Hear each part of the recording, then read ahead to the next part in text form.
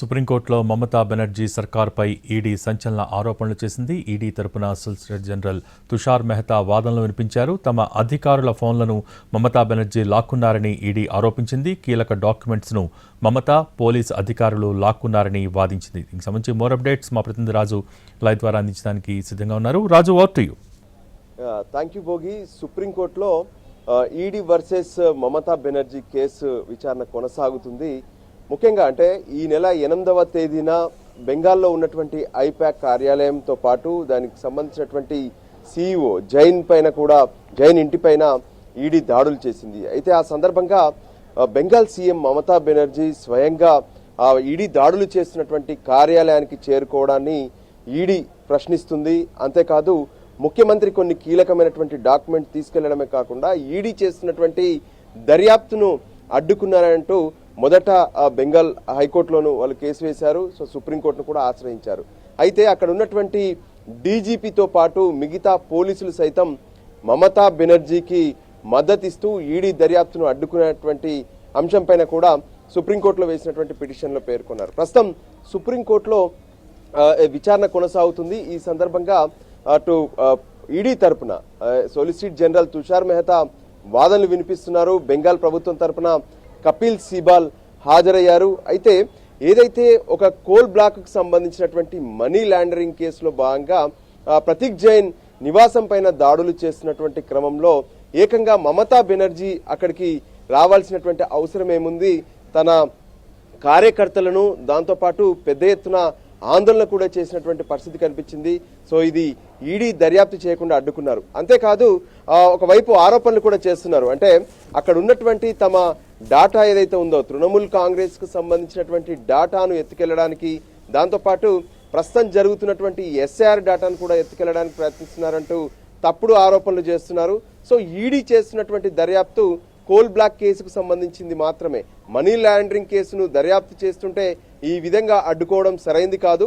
అక్కడ ఉన్నటువంటి పోలీస్ అధికారులపైన కూడా చర్యలు తీసుకోవాల్సినటువంటి అవసరం ఉందంటూ సోలిసిటర్ జనరల్ తన వాదనలు వినిపిస్తున్నారు. ఈ వాదనల సందర్భంగా అటు బెంగాల్ ప్రభుత్వానికి తరపున వాదనలు వినిపిస్తున్నటువంటి లాయర్లకు, ఇటు సోలిసిటర్ జనరల్ మధ్య కూడా కొంత వాగ్వాదం జరిగింది. వెంటనే ధర్మాసనం కలగజేసుకొని గందరగోళానికి ఇక్కడ ఛాన్స్ ఇవ్వద్దు అనే విషయాన్ని కూడా స్పష్టం చేశారు. అయితే ఏదైతే బెంగాల్ హైకోర్టులో అంటే కలకత్తా హైకోర్టులో జరిగినటువంటి అంశాన్ని కూడా ఇక్కడ ప్రస్తావించారు. అంటే హైకోర్టులో కేసు విచారణ సందర్భంగా ఇటు ఐపాక్ టీంతో పాటు తృణమూల్ కాంగ్రెస్ కు సంబంధించినటువంటి లా టీమ్స్ మొత్తం కూడా పెద్ద ఎత్తున కోర్టుకు రావాలని చెప్పి కార్యకర్తలను కోర్టుకు తరలించడం ఏంటి, కోర్టులో పెద్ద ఎత్తున రసాభాస జరిగింది. దాంతో విచారణ కూడా జరపలేమని చెప్పి ధర్మాసనం స్పష్టం చేసి వెళ్ళింది. సో ఇటువంటి పరిస్థితులు బెంగాల్లో ఉన్నాయి. సో ఖచ్చితంగా అంటే గతంలో ఎప్పుడైతే ఒక చిట్ ఫండ్ కేసుకు సంబంధించినటువంటి సిబిఐ కేసు విచారణ సందర్భంగా కూడా ఈ విధంగానే అధికారులను అడ్డగించారు.